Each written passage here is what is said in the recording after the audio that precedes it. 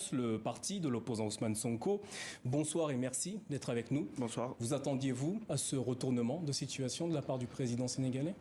Retournement de situation, non, parce que d'abord, nous le félicitons de respecter la Constitution, parce que, encore une fois, cette demande était une exigence constitutionnelle d'abord, une exigence éthique, une exigence morale que les Sénégalais attendaient depuis très longtemps. Donc, aujourd'hui, on ne peut pas se permettre de faire aucun éloge à Macky Sall parce qu'il ne le mérite pas. Un président qui est annoncé pour une troisième candidature et qui renonce, n'est-ce pas une bonne chose? Je parle d'abord d'exigence constitutionnelle parce que, en dépit de ce qu'il a dit en disant que il ne se présentait pas, il a dit que les règles juridiques auraient été respectées, ce qui est totalement faux.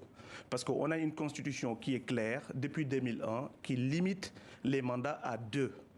On a une constitution sénégalaise qui dit clairement à son article 27 que nul ne peut faire plus de 2 mandats consécutifs.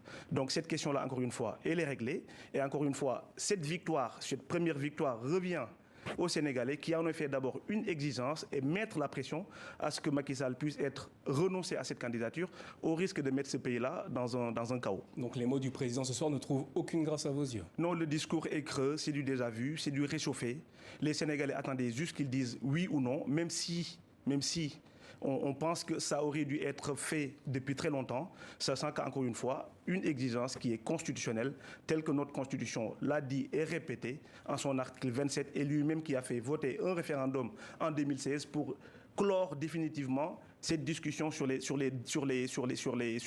mandats du président. Donc je pense que le Sénégal aurait pu éviter en tout cas tous ces bilans macabres qu'on a connus et qui a quand même été le soubassement de cette situation de pourrissement qui a été quand même déplorable et qui a eu des ramifications par des morts, toutes les violences que le président a annoncées tout à l'heure. C'est quand même ce qui sous-tend cette situation de pourrissement qui a été causée par le président alors que la Constitution était claire et définitivement interdit cette troisième candidature, que en tout cas tous les observateurs et même ses prédécesseurs, lui-même, je rappelle qu'en 2011, avant d'être président, le Sénégal quand même a payé de lourds tributs avec 11 personnes qui ont été décédées dans cette tentative de dévolution monarchique de président Abdoulaye Wade à vouloir s'éterniser au pouvoir. Alors vous faisiez référence aux violences, le président en a longuement parlé lors de son adresse à la nation sénégalaise. Appelez-vous au calme ce soir au Sénégal, alors que hier Ousmane Sonko appelait à un sursaut national? Non, l'appel au sursaut, encore une fois, ça dépend du président Macky Sall, qui est le seul aujourd'hui détenteur de l'autorité publique. Quand il se permet même de dire qu'il faut appeler la violence, il y a des gens qui ont été tués, etc. Monsieur Dojo, je vous rappelle que, oui, depuis 2021, il y a une quarantaine de Sénégalais qui sont décédés.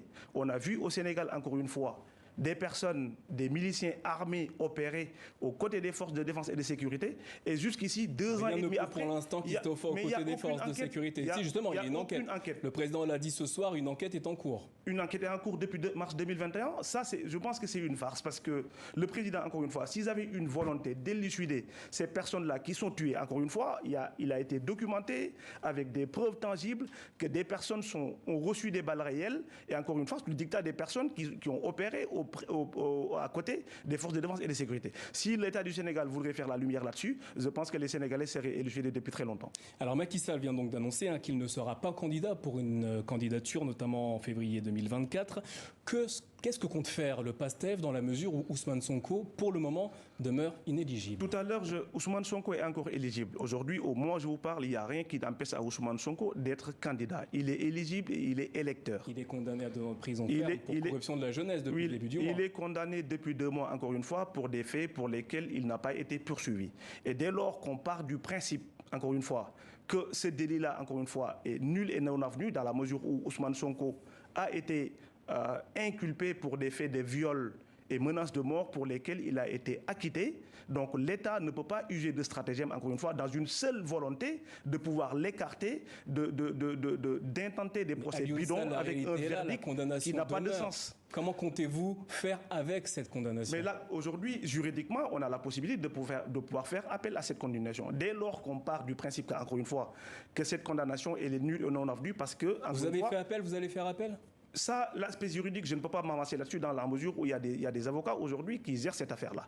Mais j'expliquais les raisons pour lesquelles Ousmane Sonko est encore éligible et électeur. Déjà par le fait qu'encore une fois, il n'a pas été condamné pour les faits pour lesquels il n'a pas poursuivi. Donc encore une fois, c'est nul. Pour la deuxième fois, on a aussi ce qu'on appelle l'article 341 du Code de procédure pénale aujourd'hui, qui dit que Ousmane Sonko, qui a été condamné par contumace, encore une fois, et si ce dernier se constitue prisonnier, a la possibilité, encore une fois, de pouvoir être relâché et continuer cette procédure judiciaire.